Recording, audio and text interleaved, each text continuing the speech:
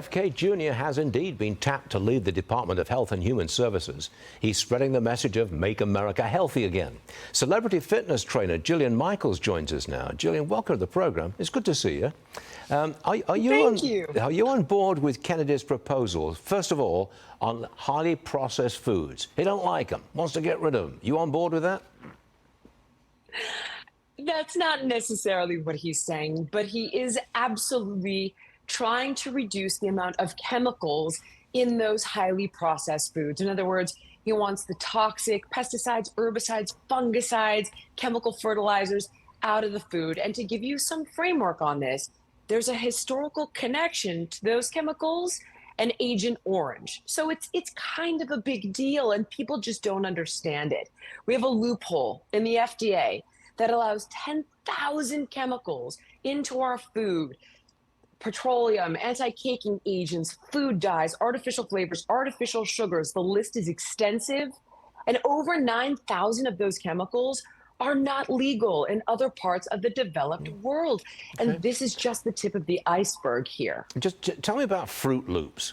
The U.S. version of Fruit Loops contains more artificial ingredients than Fruit Loops in other countries, like Canada, for example. Spell it out specifically. What's wrong with Fruit Loops?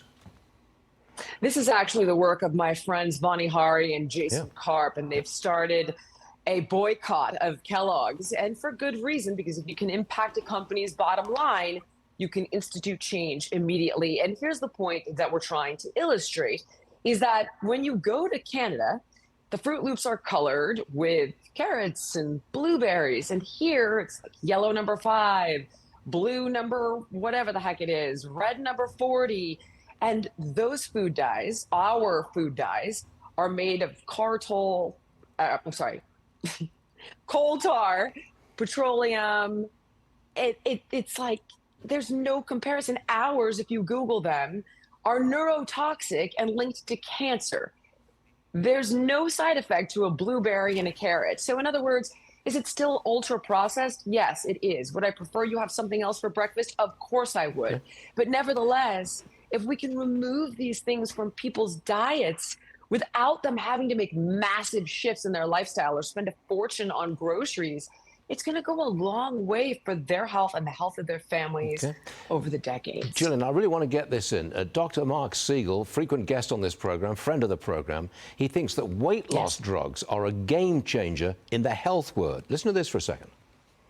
Okay. These are looking more and more like miracle drugs because semaglutides, Ozempic or Wegovy, they decrease hunger in the brain and they delay gastric emptying so you feel more full. I think there is a future for this drug for alcohol use, absolutely, and for addiction. Jillian, you are a fitness guru. What do you make of weight loss drugs? Maybe taking the place of exercise. I mean, is that possible? Well, I don't even think that's the drug company's intention, so I certainly hope not.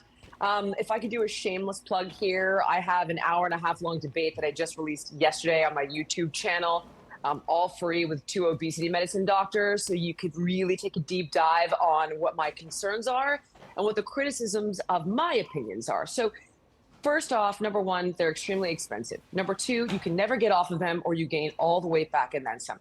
Number 3, there are significant side effects. And I encourage you to watch that debate and learn for yourself so that you can make the decision with your eyes wide open. And number 4, and arguably the most important point for today, is that the reason that people are having an impossible time with regard to not overeating is because the ultra-processed foods you and I were just talking about are specifically, strategically designed to undermine our satiety and be addictive. And this is just one more thing that Bobby Kennedy will hopefully be rectifying when he gets to be the head of HHS. Jillian, this is very interesting stuff, and we really appreciate you being on the show today. We hope you can come back soon. Thank you. Jillian Michaels, you're all right. I hope so. Thank you so much.